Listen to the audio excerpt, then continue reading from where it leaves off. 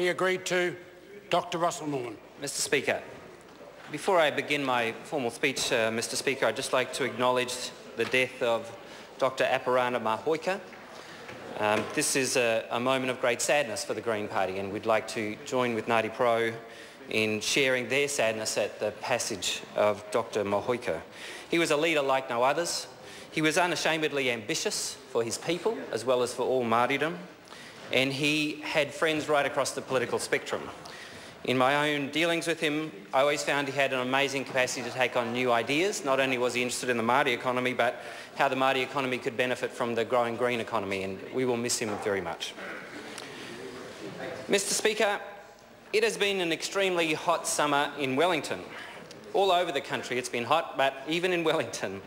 All across the country, green fields have been turning brown, rivers have dried up or slowed to a trickle, and, unfortunately for our farmers, as well as for our native plants and animals, the threat of drought now hangs heavy over the land. Will 2015 be another record year for the climate? Last year was the warmest year on record around the world. 9 of the 10 warmest years on record have occurred since 2000, and I hear the Prime Minister make jokes about it because he's a science denier. This is the 38th consecutive year that the annual average temperature has been above the long-term average. Above the long-term average, 38 consecutive years. The trend is pretty clear. Our climate is heating up, and we are facing, in the words of Climate Change Minister Tim Grosser, the great challenge of our age. He's right. Climate change is the greatest challenge of our age. Runaway global warming hangs over us like the threat of a nuclear winter did during the height of the Cold War. Just as they did during the height of the Cold War, parents are looking into the eyes of their children and are asking, what kind of a world are we leaving behind for you? But I'm not going to focus this speech on the dire consequences of doing nothing on climate change. I'm sure all of us have heard the science, at least most of us. We've read about the wicked storms, the wildfires, the droughts, the risks to agriculture and forestry, the threats posed to our homes and wildlife. We've probably even seen some of the changes firsthand in our own backyard.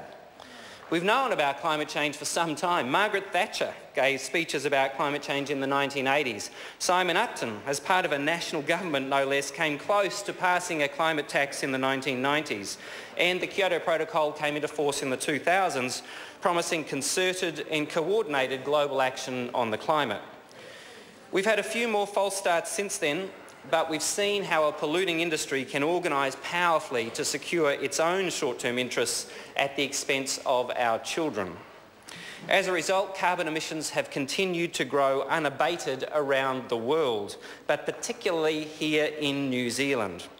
As a people, we have one of the highest carbon footprints in the developed world, and the Ministry for the Environment has stated in its annual report that our country's net emissions will continue to go even higher, up a further 50% out to 2020.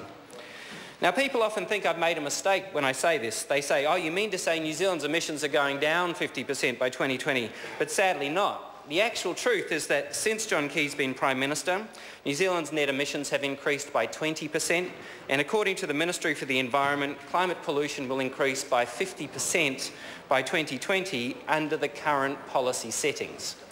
Because, of course, the current policy settings subsidise climate emissions. If climate is war, the New Zealand government is fighting on the wrong side. They're on the side fighting for global climate catastrophe. 2 decades after Simon Upton's courageous but ultimately failed attempt to get action on climate change, it's time we change sides and join those trying to cut greenhouse emissions instead of continuing to dramatically increase our own emissions. One doesn't have to look very far in New Zealand to find conscientious objectors to the government's war to accelerate climate change. We are a can-do country. New Zealanders, we generally look forwards, not backwards. We're a people who don't fear the future. When faced with a challenge, New Zealanders protest, we invent, we forge ahead with practical solutions. I'm thinking of people like the New Zealander Ian Wright, co-founder of Tesla Motors, electric vehicle manufacturer, and now developing electric drivetrains for trucks in California. I'm thinking of people like Dale Takatimu, an Indigenous rights and environmental lawyer who's led a iwi te whānau Apanui in their struggle against deep-sea drilling off the east coast, working alongside Dr. Aparana Mahoika. And I'm thinking of people like Mike Bennett, who's taking liquid fuel company Z Energy from being in the middle of the problem to at least at the start of the solution by investing millions of dollars in the development of sustainable biofuels here in New Zealand. And there are many, many more. Some of our best and brightest are realising that our prosperity relies on a thriving environment and that the threat of climate change brings opportunities to be smarter about how we do business, smarter about how we can create and conserve energy, and smarter about how we can organise to create social change to mobilise in the face of climate. Smart green economics and smart green thinking in action. And then there are those in government who are stepping up to the climate threat. Dunedin City Council has taken the first steps to divest from fossil fuels, realising dirty energy has no place in our prosperous future. On an even smaller level, the Community Board in Eastbourne, Wellington, is pushing their local council to fund a cycleway around the bays, one which will double as a protective seawall to help repel increasingly severe climate change-driven storm events and storm surges, which threaten to close the only road in and out of Eastbourne. Victoria University has divested from fossil fuels. Overseas, an increasing number of corporations are taking up the challenge. They're recognising both the threat that climate change is, but also the opportunities of a low-carbon economy. The massive Norwegian pension fund, worth over $1 trillion New Zealand dollars, yep, that's $1,000 billion, has recently divested from 32 coal mining companies as well as tar sands producers. The fund argues that these companies face a grim future as action on climate change limits their future production. Stanford University in the United States has divested from coal. And my personal favourite, the Rockefeller Brothers Fund, established by the heirs to the famous oil magnates, the Rockefeller Brothers. The Rockefeller Brothers Fund is getting out of oil and fossil fuels. Having understood that change is inevitable and that first movers have the advantage, companies like Walmart, Mars, Procter & Gamble are helping create a revolution in the power sector by switching to 100% renewable energy. 43% of Fortune 500 companies now have clean energy targets, and some corporations have even set an internal price on carbon to drive innovation, despite the fact that governments haven't set one. Unilever's CEO, Paul Polman, a global leader in sustainability, recently said, "Our share price is up 25% in the past 4 months alone, showing the world that you can address tough issues without touching the economic viability of your business model."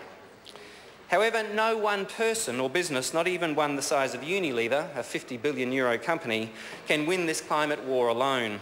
Business relies on clear signals from government about the long-term price path of carbon before it can reasonably be expected to commit the large amounts of capital needed to shift to a low-carbon future. It's now time for this House to play catch-up and work with those who are helping the transition the New Zealand economy needs to make to a low-carbon future.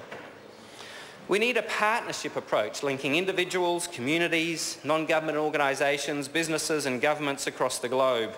Dealing with the threat of climate change is not only going to define us as a people, it's going to define the very nature of leadership. This House's record on climate change has been weak.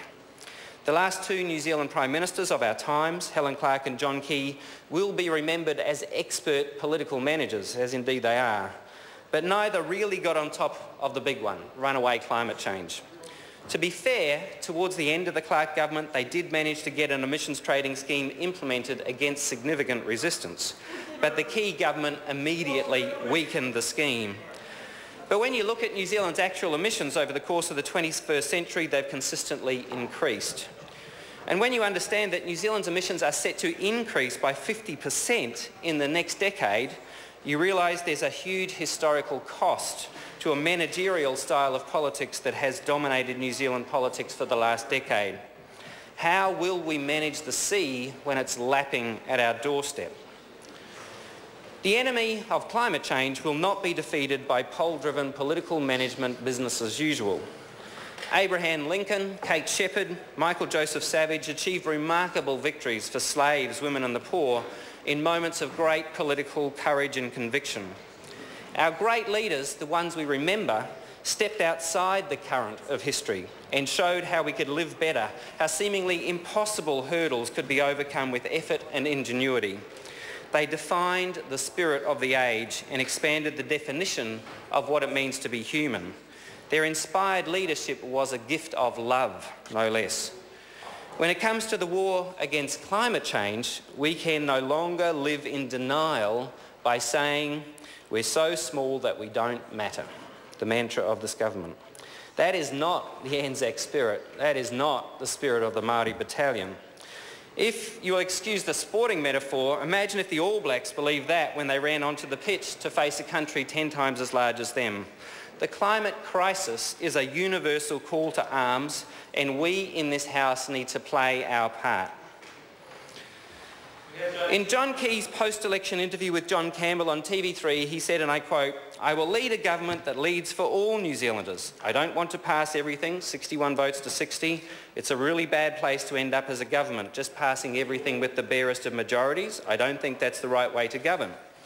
I was heartened by his statesmanship, his sense of inclusion and his offer of goodwill. And surely climate change, the greatest challenge of our times, is one issue above all of them that we need to find a way to work across the House. Our children's livelihoods are too important to play partisan politics over. National, plus the Greens, plus Labor, plus New Zealand First, plus the Māori Party. If we voted on legislation that halted our growing carbon emissions and made polluters pay, it would send the strongest political signal that we mean business on the climate. To whom, besides ACT, could the climate science deniers lobby turn to look after their interests?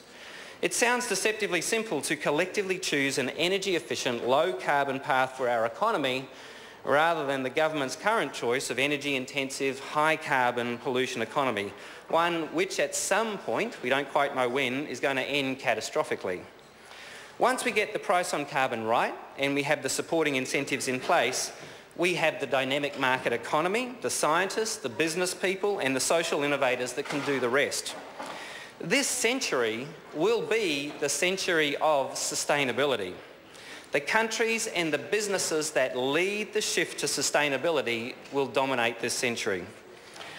How much harder could New Zealand push in the crucial climate negotiations if we could show the world we have our own house in order instead of it being in a mess, that we're beginning the necessary transition and the world hasn't collapsed? But if this government continues with the business as usual pollution economy approach to the climate, we will fight it all away. Our children's future demands that we do so. The Green Party will work with the key government if this government changes course and introduces policies to actually cut emissions. But we will fight them with everything we've got if they continue down the current path of increasing emissions. This climate fight should unite us in this House against a common enemy, climate change, rather than divide us between the lines of short-term expediency versus long-term prosperity for our children and for our country. The Greens remember which side we were on in the battle over apartheid in 1981, and we know which side of the climate fight we are on in 2015. Ban Ki-moon, the Secretary-General of the United Nations, said in Davos at the World Economic Forum that we are the last generation that can take steps to avoid the worst impact of climate change. But he also said we're the first generation that can end poverty. Alongside climate change, tackling inequality is the Green Party's other main priority. Like climate change, inequality denies our children the opportunity of prosperity that they deserve.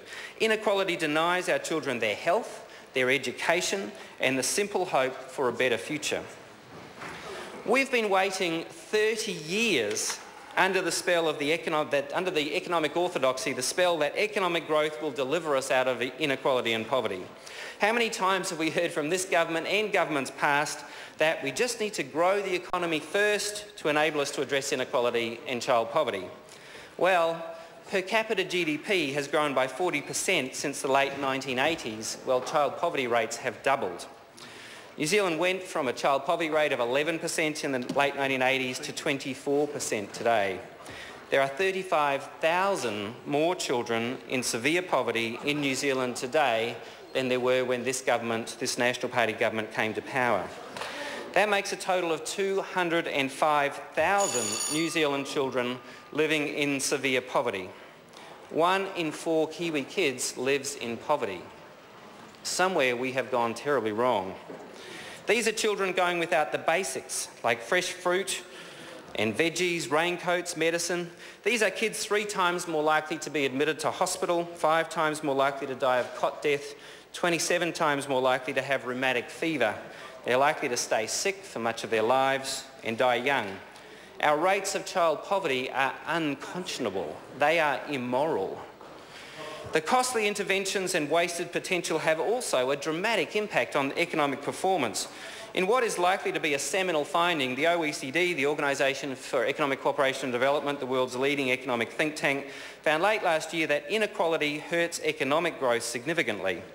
The OECD showed that New Zealand, one of a handful of developed countries where inequality has grown fastest since the mid-1980s, has experienced the biggest loss of economic growth as a result of inequality. The OECD estimates that New Zealand lost 10 percentage points of growth over the last 20 years due to our record levels of poverty and inequality. No country besides Mexico has had a worse record than us. The OECD found that, and I quote, "The gap between rich and poor is at its highest level in 30 years. Inequality has a negative, statistically significant impact on medium-term growth, and that policies that help limit or reverse inequality may not only make societies less unfair, but also wealthier." Put positively, policies that limit or reverse inequality in our society will not only make people's lives fairer, they will make New Zealand as a whole wealthier. Doing the right thing about inequality will reward us economically. And why is it like that? It's pretty straightforward. The OECD and many others has confirmed that income inequality undermines educational opportunities for disadvantaged people, especially children, lowering their chance to upskill and break out of the poverty cycle. And we're not just talking about 1 or 5% of people missing out on the basics. This is about the bottom 40% of families. The Green Party's Feed the Kids bill is having its first reading in this first weeks of Parliament. It's a small, possibly imperfect response to the fact that hungry kids can't learn at school. Let's govern in the interests of all New Zealanders and vote to send this bill to Select Committee to turn it into the kind of legislation that will leave a significant legacy for our children. Mr. Speaker, in 2015, in this year, we can end child poverty and take steps to avoid the worst impacts of climate change. Are we going to see in this political term a resumption of business as usual, a style of political non-leadership that manages its way through the next 3 years, doing whatever it takes to stay in power? Or can we escape the trap of the perfectly human instinct to protect our short-term interests and provide real leadership? We've done it in the past. In 1981, with the anti-Springbok tour protests, 1981 with the anti-Springbok tour protests was the defining year in which many New Zealanders provided leadership on racial equality and opposed apartheid. 1987, with the passage of the Nuclear Free New Zealand Act, was the culmination of years of leadership by many New Zealanders on going nuclear free. 2015 is the year for leadership on climate change and inequality. The Greens are ready to provide that leadership, and we look forward to working with many other New Zealanders who also are providing leadership on these critical issues. We sincerely hope that the New Zealand government is one of them.